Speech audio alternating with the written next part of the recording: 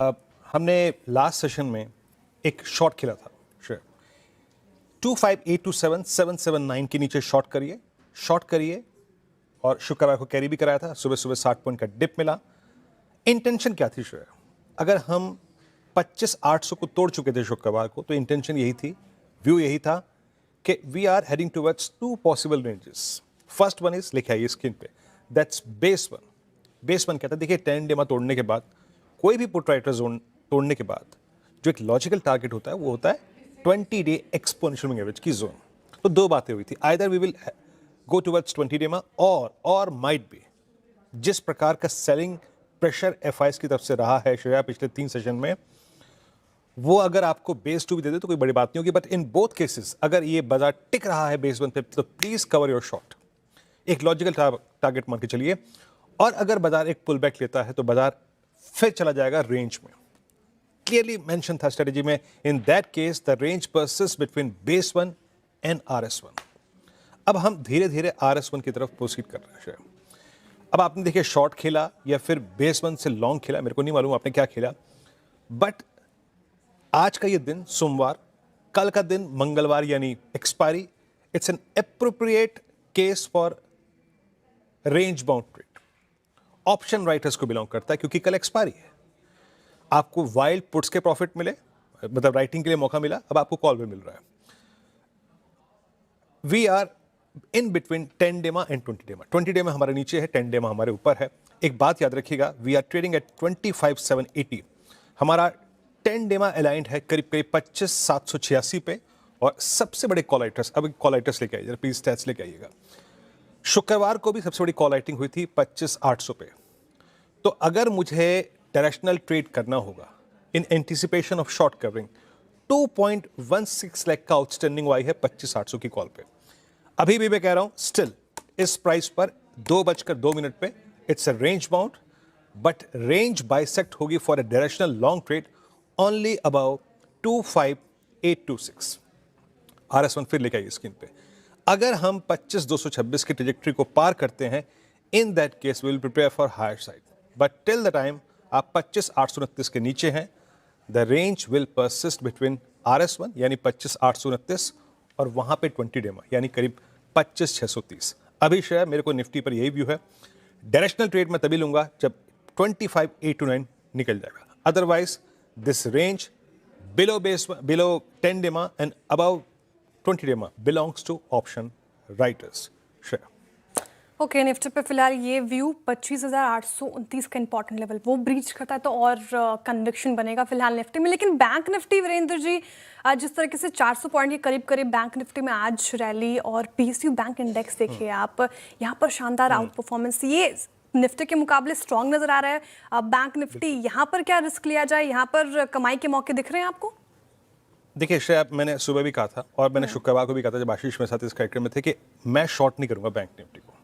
Short का view सिर्फ था किस पे? निफ्टी पर। निफ्टी बैंक स्ट्रॉन्ग था, क्यों? एक अंश उसका Nifty PSU bank index strong है, वाइल लॉन्ग पोजीशंस ऐड हो रही हैं। और एक और बात, जो एफआईएस की कैश की सेलिंग थी, डेरिवेटिव्स की सेलिंग थी, वो हमारे 2 बैंकों को टारगेट कर रही थी, that was HDFC bank, Kotak Mahindra bank and ICICI bank. आज वो रिलीफ है।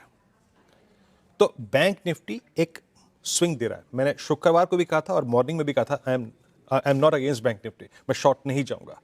अगर आपको लॉन्ग करना है, किसी भी PSU बैंक को पकड़ लीजिए, पैसा बन जाएगा। The kind of put writers conviction, जो कॉल राइटर्स में कन्विक्शन नहीं है, जिस प्रकार का बिल्डअप है, only focus on PSU banks. देखिए श्रेया, हमने आज 10 DEMA के ऊपर जर्नी शुरू करी। मैं ये कहता हूं कि एक RS1 स्क्रीन पे लेके आइएगा। अगर हमें एक डायरेक्शनल लॉन्ग ट्रेड पे इंडल्ज होना है तो प्लीज 58,210 पे फोकस कीजिएगा। टिल द टाइम जब तक 58,210 नहीं क्रॉस हो रहा है, तब तक फोकस कीजिए सिर्फ स्टॉक्स पे। SBI, Canara bank, union bank. SBI पे एक बार आप रुक भी सकते हैं क्योंकि कल इसके नंबर्स हैं, बट फोकस कीजिए PSU बैंक्स पे। Better than index it's PSU banks, individual stock futures. Long trade अगर बैंक निफ्टी में करना है तो मैं क्लियर एज की बात करूंगा। इट्स 58,210। क्यों? ऑप्शन स्टैट्स दिखे आइए। 58,000 पे शुक्रवार को पुट राइटर्स एग्जिट कर गए थे, तो उन्हें एक ब्रेकडाउन का फियर था, लेकिन आज वो फिर से आ रहे हैं वापस। Look at put writing at 58,000। 19 lakh का आउटस्टैंडिंग हुआ है, 2 लाख पुट बिकी है। अब 58,000 पे करीब 11 एक्सेट का कॉल है और 58,200 पे करीब 3 लाख का, यानी कुल मिला के आउटस्टैंडिंग वाइज रेंज में हो गया 15 लाख का। Directional long trade bank Nifty पे तब पिक करेंगे जब हम 58,210 के ऊपर आ जाएंगे। अदरवाइज जो निफ्टी रेंज बाउंड है वो अपने साथ निफ्टी बैंक को भी रेंज बाउंड रखेगा। Better to take call on individual stocks in PSU banking basket. Clear cut breakout about. आज इंडियन मार्केट में जो लोग सोच रहे थे कि सेलिंग देखने को मिलेगी, देखिए बाजार में शुरुआत हुई सेलिंग के साथ, और कल जो व्यू था अपना वो भी एक तरह से सेलिंग का ही देखने को मिल रहा था। लग रहा था कि सेलिंग हो सकती है, और सेलिंग करने के लिए बाज़ार में तेज़ी जो है आना ज़्यादा वो नहीं थी कि बाज़ार में तेज़ी आएगी। लेकिन जब बाज़ार में ब्रेकडाउन देखने को मिला, आप देख सकते हैं कि इनसाइडर कैंडल्स बनती हुई नज़र आई, और उनका जैसे ही ब्रेकडाउन हुआ वो एक बड़ा ट्रेप था। वहाँ पे इनवाइट किया सेलर्स को लगा कि यहाँ से तेज़ी गिरावट हो सकती है, लेकिन वहीं से ऑपरेटर एक्टिव हुआ। आप देख सकते हैं कि जो कैंडल 935 की कैंडल बनती हुई नज़र आई, वो एक ऐसी कैंडल थी जो दर्शाती थी कि फिर से ब्रेकआउट देखने को मिला है। मतलब जो सेलर्स थे वहाँ पे उनकी पोजीशनें पूरी तरह से कटती हुई नज़र आई है, और वहीं एक बड़ा ब्रेकआउट जोन वहाँ से देखने को मिला है। वहीं से तेज़ी देखने को मिली, लेकिन ज़्यादा कुछ तेज़ी नज़र नहीं आई। एक बार तो लग रहा था कि बाज़ार 25,800 को भी पार कर लेगा, लेकिन ऐसा देखने को नहीं मिला। 25,750 के ऊपर की क्लोजिंग आज देखने को मिली है। करीब 41 पॉइंट की तेज़ी ही आज इंडियन मार्केट करता हुआ नज़र आया। बैंक निफ्टी की तरफ से ज़रूर अच्छी खासी तेज़ी थी, 58,100 के ऊपर की क्लोजिंग देखने को मिली है। कल के लिए काफ़ी इंपॉर्टेंट दिन देखने को मिलेगा। यदि कल 58,200 का स्तर पार होता है, 250 का स्तर पार होता है, तो एक बड़ी रैली देखने को मिल सकती है। अब जो सपोर्ट जोन है वो 57,800 का होता हुआ नज़र आया है। जब तक 57,800 नहीं से होता है तब तक बैंक निफ्टी की तरफ से कोई दिक्कत वाली बात नहीं है। बात करें निफ्टी की, तो निफ्टी 25,820 का लेवल पार करता है तो 950 तक के टारगेट मिलेंगे, और सपोर्ट जोन जो रहेगा कल का लो और 25,500 650 का सपोर्ट जोन अच्छा खासा सपोर्ट जोन है। आज का लो अच्छा खासा सपोर्ट अब बनता हुआ नज़र आया है, और यदि वो लो रहता है इंडियन मार्केट में तो 26,000 का जोन आने वाले दिनों तक पहुंचता हुआ नज़र आ सकता है। 26,000 का लेवल का एक साइकोलॉजी जोन है, वहां से यदि बाज़ार पार होगा तभी जाके बड़ी तेज़ी की संभावनाएं देखने को मिलेगी। लेकिन FIs की तरफ से बाइंग का ना होना एक बड़ा कारण इंडियन मार्केट की तरफ से देखने को मिल रहा है।